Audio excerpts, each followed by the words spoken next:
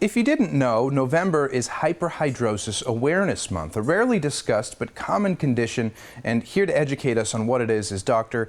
Adam Friedman and Lisa Puretti from IHS. Thank you both so much for joining us today.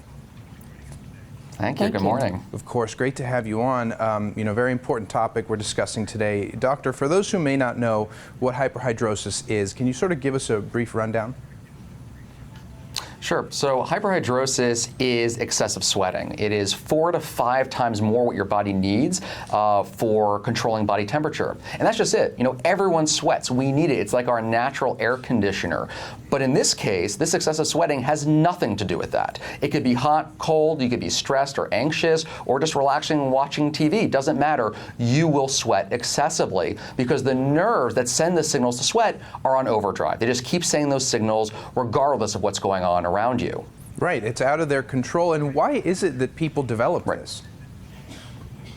That's a great question. For primary hyperhidrosis, which is the genetic form passed down from generation to generation, it starts very early. Since our childhood, we don't exactly know why it's happening. We know what is happening, but we don't know the why. Now, with secondary hyperhidrosis, this is typically associated with an underlying medical condition. It can be diabetes, hyperthyroidism, certain infections, or even cancers, as well as certain medications like high blood pressure medicines or even antidepressants. Now, this correlation can be made, of course, with a thorough history and being examined by a doctor. But with that primary form, which affects so many people, we don't know exactly why it happens, but it happens to a lot of folks out there. Right, and like you said, everybody sweats. So how does someone know if it's normal or if it's hyperhidrosis?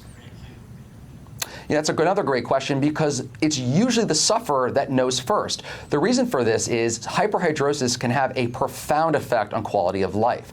So things you and I may take for granted, like shaking hands, texting on an iPhone, putting on makeup, even clothing choices. For someone with hyperhidrosis, this can be very anxiety-producing or very stressful. So usually those out there will know something might be off, and that's really an indication to both go see a doctor, but also check out the online resources that are available, like from sweathealth.org, which is the website for the International Hyperhidrosis Society. Right. And Lisa, why create an awareness month for people to know what it is and how to get over it? Well, to do just that.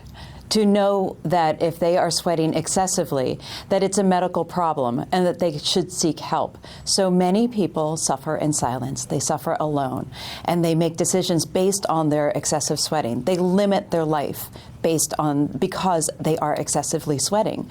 So instead of just having to deal with it, please just come to our website, learn about the treatment options, and know that you're not alone. Know that you're part of a really big family. 365 million people in the world suffer with hyperhidrosis. Right, very important point. I'm sure anybody listening who thinks they may be suffering from this, may have family members that are going through this. It's good for them to hear that they really aren't alone. It's not something, crazy, out of the ordinary. It is just a human thing, and it's good to normalize it. So I want to thank you both so much for this very important information and for joining us today. Thanks so much. Thank you.